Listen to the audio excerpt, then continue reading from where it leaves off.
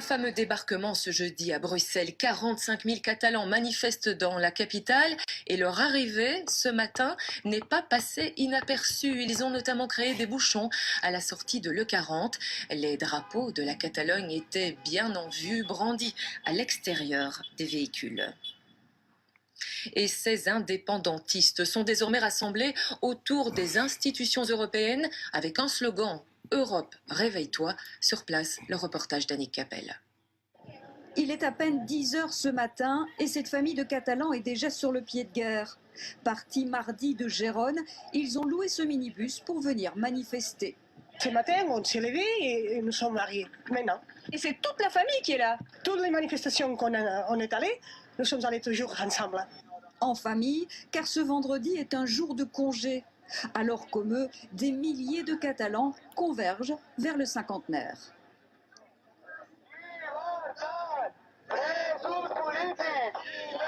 Libérer nos prisonniers politiques, le slogan résonne sur toute l'esplanade. Les avons dit, nous sommes ici. Les Catalans, nous sommes ici pour demander la libération de les presos politiques qu'il y a de l'Espagne. Parce qu'il y a encore 4 personnes qu'il n'est pas à juger, n'y a pas jugé, et c'est à la prison. Pourquoi, madame, il y a des menottes sur ce drapeau? Parce qu'en Espagne, on interdit de penser et on interdit aussi d'être libre et de décider en démocratie ce que veut le peuple catalan. Une cause que partage ce Belge, déguisé pour l'occasion en prisonnier.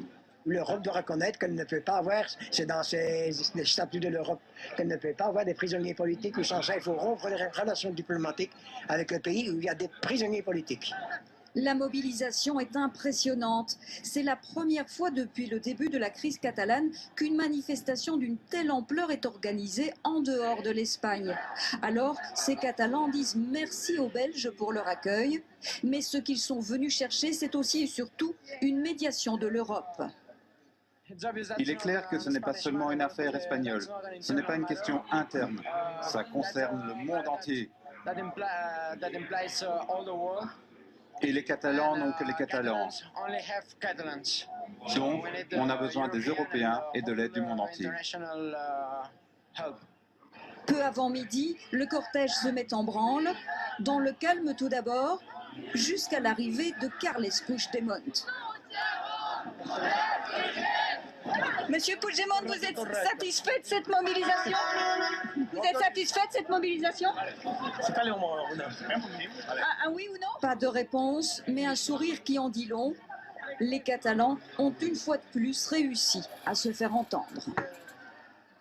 Et au cœur de cette manifestation, nous rejoignons Elisabeth Groutars. Elisabeth, les forces de l'ordre sont en nombre pour encadrer l'événement. Pas question d'avoir à nouveau des débordements dans la capitale?